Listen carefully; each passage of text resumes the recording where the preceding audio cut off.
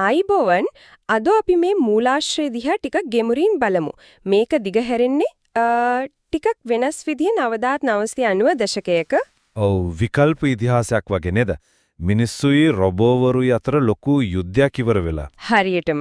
ඒ යුද්ධෙන් පස්සේ රොබෝවරුන්ම මේ බැහැර කිරීමේ කලාපය කියන තැනකට දාලා තියෙන්නේ. ඒ අතරේ මිනිස්සු මොකද්ද කරන්නේ?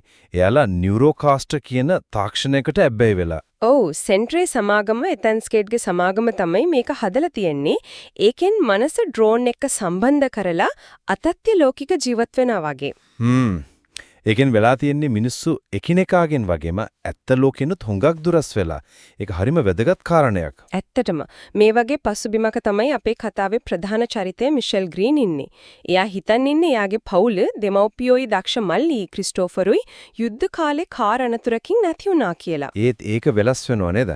එයාට පොඩි රොබෝ කෙනෙක් හම්බ වෙනවා. ඔව් කොස්මෝ හරිම පුදුම විදියට ඒ රොබෝව හදලා තියෙන්නේ ක්‍රිස්ටෝෆර් ආසම කරපු කාටුන් චරිතයක් වගේ. මෙතනින් තමයි කතාව ඇත්තටම පණ ගහන්නේ. මොකද කොස්මෝ කියන්නේ නිකන්ම සෙල්ලම් බඩුවක් නෙවෙයි. ඒ කියන්නේ කොස්මෝ හරහා මිෂෙල්ට දැනගන්න ලැබෙනවා ක්‍රිස්ටෝෆර් එයාගේ මනස තාම කොහේ හරි තියෙනවා කියලත් ඒ මනස කොස්මෝ එක්ක සම්බන්ධ වෙලා කියලත්. ඒක මිෂෙල්ට ලොකු කම්පනයක් වෙන්නේ නැති. ඒ වගේම බලාපොරොත්තුවක්වත්. අනිවාර්යෙන්ම. ඉතින් යාලා මිෂෙල්ලුයි කොස්මෝයි ක්‍රිස්ටෝෆර්ව හොයාගෙන භයානක ගමනක් පටන් ගන්නවා. ඒ ගමනේදී තමයි අනිත් චරිත මුණ ගැහෙන්නේ. කීට් සිටපු සොල්දාදුවා.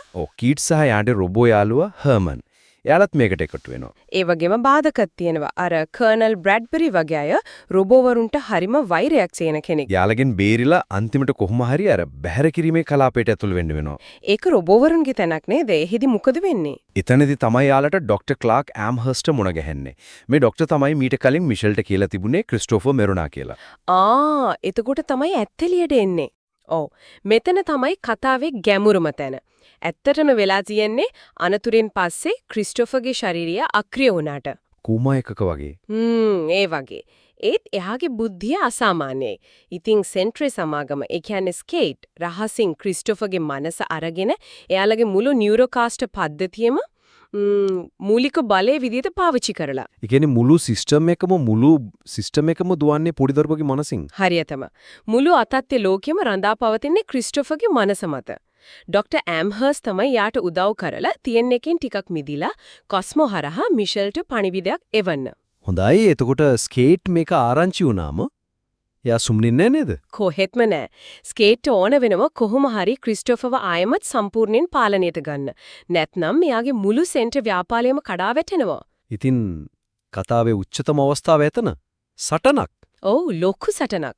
මිෂෙල්, කීට්ස්, හර්මන් අර බැහැර කිරීමේ කලාපේ හිටපු අනිත් රොබෝ යාළුවොත් මිස්ටර් පීනට්, පෙනි, පොප්ස් වගේ එකතු වෙලා සෙන්ට්‍රේ මූලස්ථානයට යනවා ක්‍රිස්ටෝෆර්ව බේරගන්න. ඒ අතරේ මිෂෙල්ට ක්‍රිස්ටෝෆර් එක කතා කරන්නත් ලැබෙනව නේද? අර අතත්ති ලෝකයේදී. ඒක හරිම සංවේදී දර්ශනයක්. එතනදී ක්‍රිස්ටෝෆර්මයි කියන්නේ එයාගේ මනසයි සෙන්ට්‍රේ පද්ධතියයි එකට බැඳිලා තියෙන්නේ කියලා. සහජීවී සම්බන්ධයක්. ඒ කියන්නේ එකක් නැතුව අනිකට ඉන්න බෑ. ඔව්. සෙන්ට්‍රේව සම්පූර්ණයෙන් නවත්වන්න නම් ක්‍රිස්ටෝෆර්ට යාගේ විඥාණයට යන්න දෙන්න වෙනවා. කියන කටු ඇත්ත යාම කියනවා. අම්මෝ. ඒක මිෂෙල්ට කොහොම තීරණයක් වෙන්න ඇතිද? ඒක තමයි කතාවේ තියෙන හරිම ප්‍රබලම දේ. එයා ගොඩක් අමාරුවෙන් උනත් එයාගේ මල්ලිට සමු දීලා මුළු මිනිස් වර්ගයා ගැන හිතලා ඒ සෙන්ට්‍රේ පද්ධතිය වහලා දානවා. ඒකේ ප්‍රතිඵලය රට පුරාම ලයිට් යනවා. නියුරෝකාස්ටර් ඔක්කොම ක්‍රියාවිරහිතයි. මිනිස්සුන්ට ආයමත් ඇත්ත ලෝකයට එන්න වෙනවා. ස්කේට්ව අත්අඩංගුවට ගන්නවා. මිෂෙල් මිනිස්සුන්ට කියනවා ආයමත් එකිනෙක සම්බන්ධ වෙන්න කියලා. කතාව එතනින් ඉවරද? මට මතකයි අන්තිමට මොකක් හරි පොඩි දෙයක් වෙනවා. අවසානයේදී අර කුණු ගොඩකට විසි කරලා දාලා තිබ්බ කොස්මෝ. එයා ආයමත් ඇස්සරිනවා, නැගිටිනවා. ඒකෙන් ප්‍රශ්න ගොඩක් මතුවෙනව නේද? එකක් තමයි ක්‍රිස්ටෝෆර්ගේ විඥානය ඇත්තටම නැති වුණාද? නැත්තම් තාක්ෂණයේ ඇතුලේ කොහේ හරි ඒක රැඳිලා තියෙනවද? සමහර විට කොස්මෝ ඇතුලේ. ඒක ප්‍රශ්නයක්. ඒ වගේම මේ මුළු කතාවෙන්ම අර තාක්ෂණය මත යැපීමයි මිනිස් සම්බන්ධතාවයි අතර තියෙන ගැටුම ගැන ලොකු දෙයක් කියනවා. හරියටම තාක්ෂණය කොච්චර දියුණු වුණත් අපි මිනිස්සු විදිහට එකිනෙකාගෙන් ඈත් වෙන එක, සැබෑ අත්දැකීම් වලින් දුරස් වෙන එක ගැන මේකෙන් අපිට ගොඩක් දේවල් හිතන්න ඉතුරු කරනවා. ක්‍රිස්ටෝෆර් ගිරනම, කොස්මෝගේ නැගිටීම මේ ඔක්කොම මේ ප්‍රශ්න තවත් සංකීර්ණ කරනවා වගේ.